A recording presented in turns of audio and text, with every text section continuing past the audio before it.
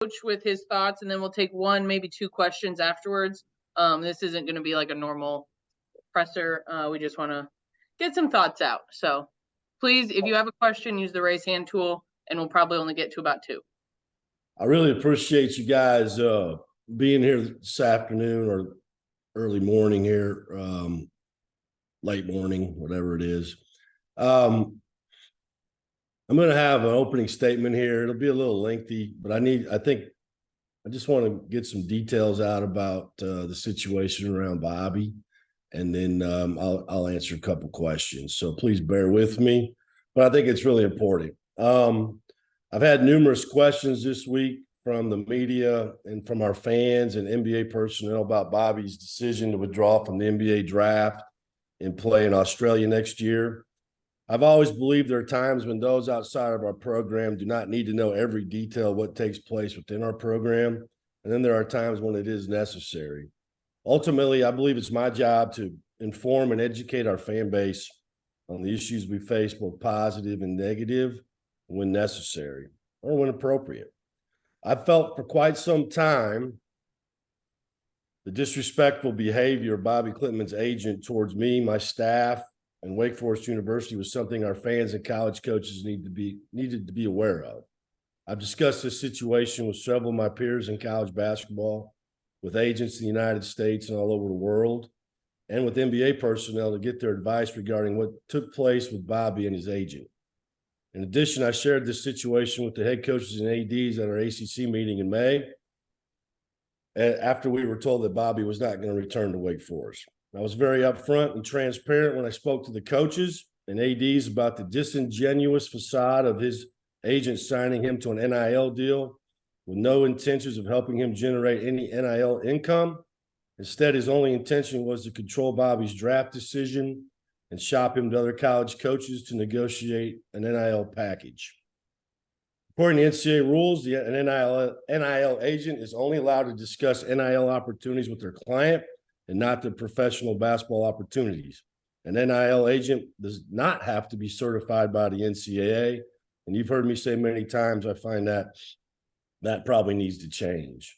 Per current NCAA rules, though, when a college player declares for the NBA draft and wants to hire an agent, he must hire an NCAA certified agent if he wants to maintain his college eligibility and possibly return to college before June 1. Again, it's not mandatory that a player hires an agent to go through the testing the waters process, but if he wants to do it, then he has to hire an NCAA certified agent. When a player makes the decision to return to college and he is signed with an NCAA certified agent, he's supposed to discontinue his relationship with his agent per NCAA rules. But how does this relationship cease if his agent is his NIL agent as well? In addition, due to the NCAA mandated withdrawal date of June 1, it really can be hard for players like Bobi or Jake Laravia a year ago to get feedback he needs to make an informed decision before June 1. There's very few NBA workouts before the NBA Combine. And that takes place in mid-May, leaving only about 10 or 12 days to work out to get proper feedback. A year ago, Jake Laravia worked out for only one team before the Combine, and only 4 teams before he had to make the June 1 decision. Jake had 6 or more workouts after June 1 that allowed him and his agent to gather important information that they needed that ultimately led to him being a first-round pick. The last day to withdraw from the NBA draft is June 12. So the June 1 date is an NCAA rule. The June 12 date is the NBA rule, and that's when Bobi withdrew from the draft. Over the past 34 years, my relationship with the NBA personnel and agents has been a very positive experience based upon being open and honest and truthful. I've enjoyed 99.9% of those relationships. What my staff and I experienced trying to work with Bobi Klintman's agent was by far and away the worst experience I've ever had attempting to work with one of my players' agents. He was deceitful, he was conniving, and he was underhanded. His agent did everything in his power to undermine me, my staff, and Wake Forest regarding the future of Bobi, leading to his decision not to return to college. The timeline on this is Bobi hired his NIL agent in January this year. His agent came to a game at Wake Forest shortly after he signed Bobi, and I sat and visited with him the night before the game. And he told me of his desire to be open and honest with me regarding his vision and plans regarding Bobi's professional career. He told me that Wake Forest was a great program for Bobi. He told me how appreciative he was of the playing time Bobi is receiving as a freshman in the ACC. And we agreed that night to work together moving forward. Instead, from that point forward, his agent did the exact opposite. It never involved me, my staff, or anyone at Wake Forest in his self-serving process unless it was after the fact. Another agent who works with Bobi's agent attended our home game versus Boston College late in February. He told me that it was 50-50 that night and Bobi would come back to Wake Forest next year. I was very surprised to hear him say that, and I told him so. I hadn't had any communication with Bobi's agent since January, his January visit to Wake, so this agent, who I did not know, making this kind of statement to me was very surprising and a bit disconcerting, to say the least. After the conclusion of the season in mid-March, Bobi's agent and I had a very contentious phone conversation. His agent told me, he did not ask me, that Bobi would be leaving Wake Forest so he could train with a trainer during the month of April and May, preparing for the upcoming NBA draft. Mind you, this decision was made by him well in advance of Bobi receiving his undergraduate evaluation from the NBA, which I requested as soon as the season is over. You cannot request an undergraduate evaluation until you're done playing. When he told me that, it became very clear to me that he had already spoke to Bobi about this plan before he spoke to me about it even being possible. He did not ask me if Bobi could do this. He told me this is what Bobi was going to do. I knew then we were not working together regarding Bobi's future.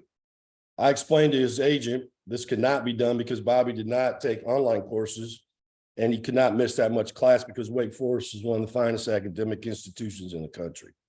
I told his agent there was no way Bobi would be able to maintain his college eligibility if he left school in April.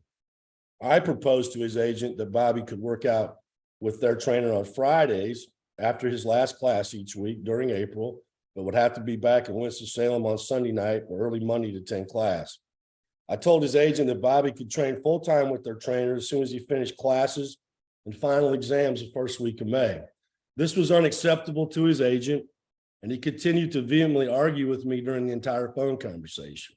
His agent had the nerve to tell me I was hurting Bobi's chances to get drafted. I asked him to repeat that again, and he did. It was clear to me that he was going to tell Bobi this, even though this was 1,000% incorrect. His agent also told me that Wake Forest was not an athletic-friendly institution because Bobi could not leave school like other players at other big-time programs around the country. His agent finished our conversation by telling me European players were not interested in school. Throughout my career, I've coached players from all over Europe, and this is just not the case. In fact, Matthew Marsh was all academic, all ACC this past year.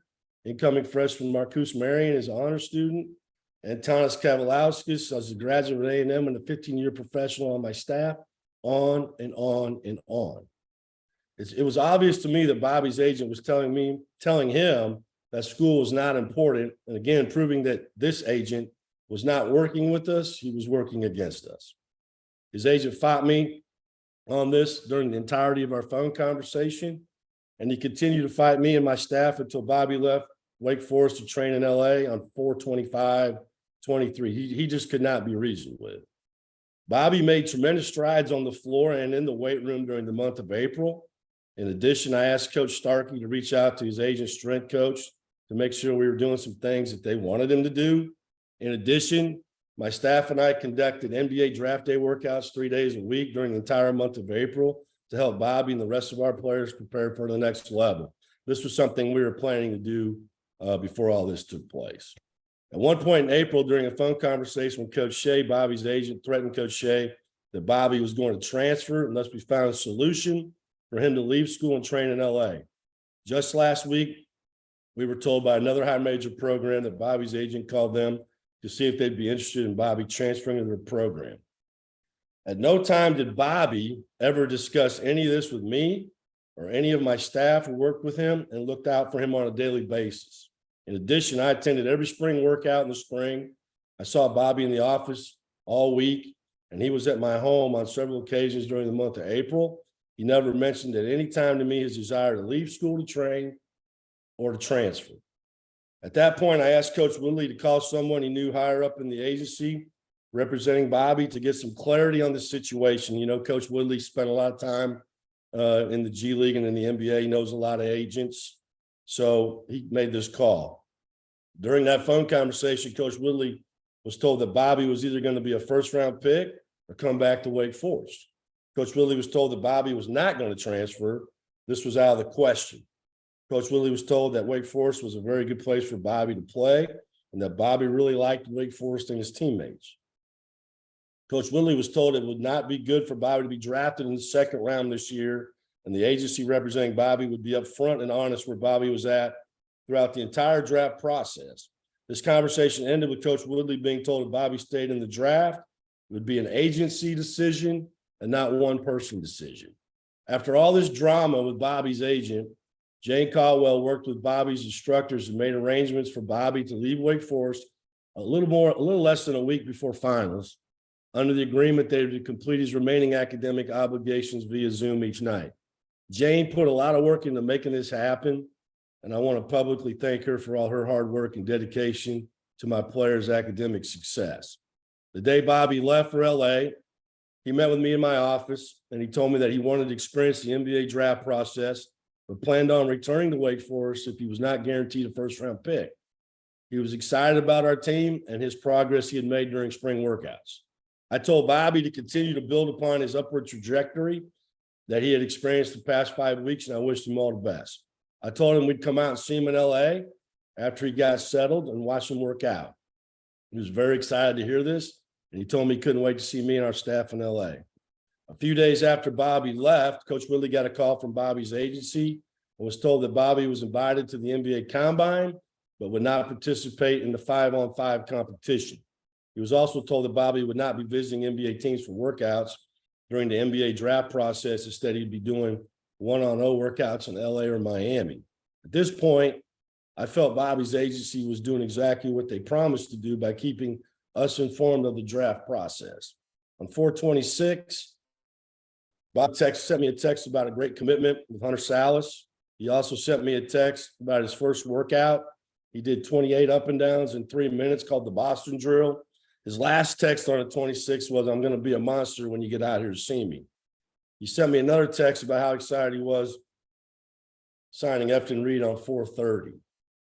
The first week of May, I asked Coach Shea to fly to LA on May 4, 5, and 6 to support Bobi and watch his workouts. I went to Johnson City, Tennessee to see my daughter receive her doctorate. Coach Shea called his agent and set up the visit. His agent was entirely deceitful during the entire time Coach Shea was in LA and did everything he could do to not allow Coach Shea to visit with Bobi, which was ridiculous because Coach Shea was only there to watch him work out and support him. Heck, we sent Bobi shoes for his workouts when he got to LA because he was told he was not furnished with any. Bobi was supposed to have dinner with Coach Shea on the 5th. Instead, his agent had Bobi come to his house for dinner. Bobi told Coach Shea he could not come to dinner and had to go to his agent's house to meet some important people. Coach Shea was not invited.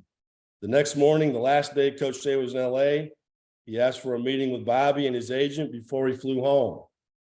They met at a Starbucks where his agent and another agent who works with Bobi's agent told Coach Shea that Bobi was not going to return to Wake Forest if he didn't get drafted in the first round. Instead, he was going to play in Australia. Coach Shea was completely caught off guard by this, and when he questioned the decision, the agent who works with Bobi's agent told Coach Shea that he and we had our head in the sand. Bobi's agent added that we were lucky that he didn't put Bob in the transfer portal to do more NIL, and that it only took one NBA team to draft Bobi. This was 10 days after we were told Bobi was going to return to Wake Forest. He was not a first-round pick. Throughout this draft process, until Bobi went to LA to train, we were told that Bobi would return to Wake Forest. He wasn't going to get drafted in the first round, and I agreed with this. When Bobi left Wake Forest in late April to work out in LA, he personally told me he wanted to experience the NBA draft process to see where he was at, and if he was not a first-round pick, he was excited to return for his soft season. 10 days after Bobi went to California, we were told Bobi's not going to return to Wake if he wasn't drafted in the first round. Instead, he played in Australia. I want to reiterate, we were never told of the possibility of Bobi playing in Australia until after he left school at the end of April to work out in Los Angeles with his agent.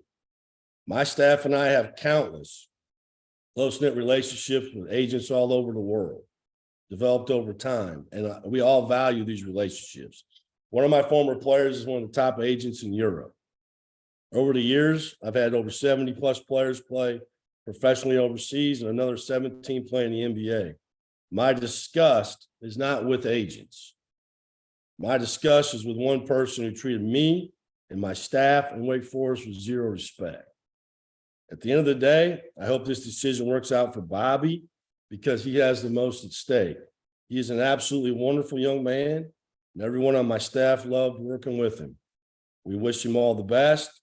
We will always help him now and in the future to achieve his professional goals. Questions? Les? Yes, Steve, thanks for your time. In your opinion, why do you think it would have been better for Bobi to have spent like this next year or so at Wake Forest as opposed to going and doing like the MDL route? Yeah, I appreciate the question. First, neither option is a guaranteed option to get to the NBA, in my opinion, next year. But if you look at the trajectory of Bobi's improvement during the season, I think it's easy for us to see how much he improved as the season progressed, culminating with a really good performance in the ACC tournament. I believe he was on track to have a breakout sophomore season. So why would I say that? Well, I think because, first of all, he played more minutes and he had a much bigger role this upcoming season than he had last year.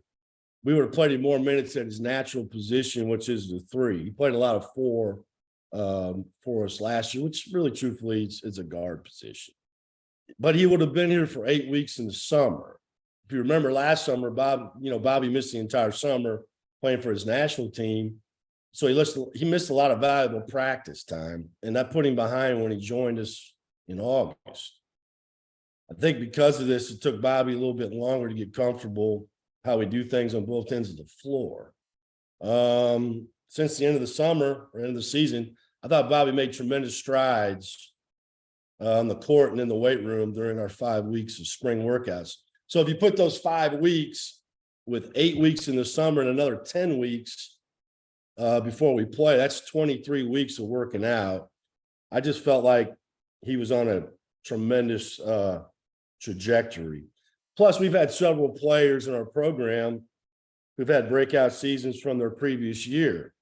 We had Jake become a first-round pick. Alanis was player of the year. He's got a 2-way. Ty was a player of the year. Damari he led the league in threes and didn't play last 4 games.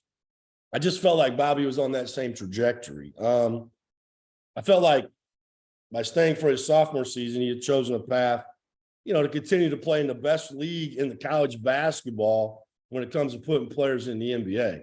That's not debatable. The ACC's had the most players drafted in the history of the NBA draft.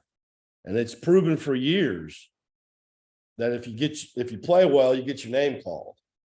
Over the past 10 years, guys, just 10 years, we've had 60 players in the ACC drafted in the first round. The NBL's had 4. And not one of those guys left college to go play there. Those 4 went there right out of high school. Well, I'm sure there are going to be those who disagree with me, which is fine. But you're not going to convince me that a player will receive more exposure to the NBA playing in a league that's a 15-hour plane ride from the United States of America than playing at Wake Forest in the ACC. So that's my answer. John Dell, we'll go ahead with you and then end it. Yeah, Steve, I was just curious. You guys bent over backwards for him to be eligible, correct? He would have been eligible if he would have came back. Oh, we didn't bend over backwards. Bobi did the work. No. Right. But I mean, you got okay. I can't discuss. Can't discuss individually what his academic performance. But Bobi was fine. And the other question I had is, did you have any contact with Bobi's parents and his family during all this? Bobi just has his mother, and we reached out to her several times, but it just, it just didn't go well. Anybody else? Okay, All right. Thanks, Steve. All right. thanks, guys. Thanks, Coach.